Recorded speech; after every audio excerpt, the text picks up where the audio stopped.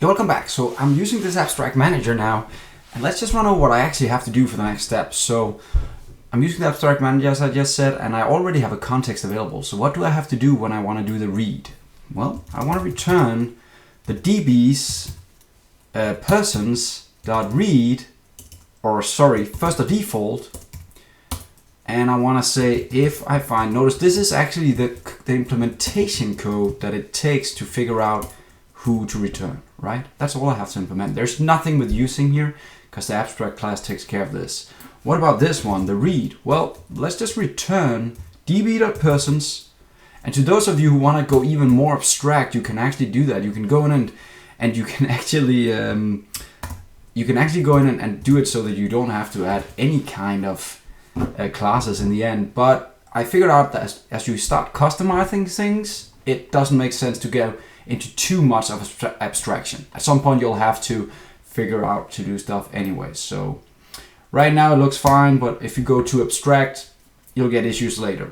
I know that from experience, so it's up to you, but I just want to warn you. Okay, so now we get to one of the more hard one. We get to the update one. How do we do that? Well, luckily we can actually, it's not that hard, because again, notice this. I can just grab this. It's exactly the same for both of them. So again, maybe we could go even more abstract. I don't want to do that yet. I already confused you guys plenty. So what about the delete one? Well, let's see how the PersonStatus manager did it. Let's see. New user, we find the entity. Okay, then we'll go and enter and just state delete. Okay, let's try and do the same, except we don't want to find it on the person statuses. We just want to find it on the persons. So what do? Well, we say persons, first the default, get the guy we want to find. Actually, we could have just done read. Let's do that instead. That's just cooler. Since we already have it here, let's just do a read.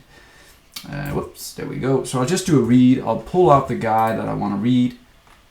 Notice here I have to do something else because I also have to send in the context, right? So I'll do a read with the DB context, comma, and then the guy I want to read. There we go. So let's look at this. So I'm sending in here a read with the context and the ID, and that of course just references to this guy, right? And then I'll get out the real guy that I want to find, and I want to just say him to delete it. Now, where do I save the changes? Well, of course you do that in the abstract manager. So I have to go up one level to the abstract manager to actually see that. So I'm going up here and I'm going to jump into the abstract manager, my superclass, and go down to the delete one here. And it actually goes in and says, let's make a context and let's just check if the guy is there before we delete him. If he's not, then I'll return false because I couldn't delete him, right? Okay, then let's delete him. And then let's check if he's still there. If he's still there, then it's bad. If he's gone, then we can return true, right? So I'm making a few extra calls to the database using different contexts here, and that's good and bad. It's too many calls, some would say, but I don't care right now. It's just some kind of validation to see if things are actually changed. But look at how fast I just implemented a new manager here. That didn't take me a long time. See you in the next lesson where we'll start using it.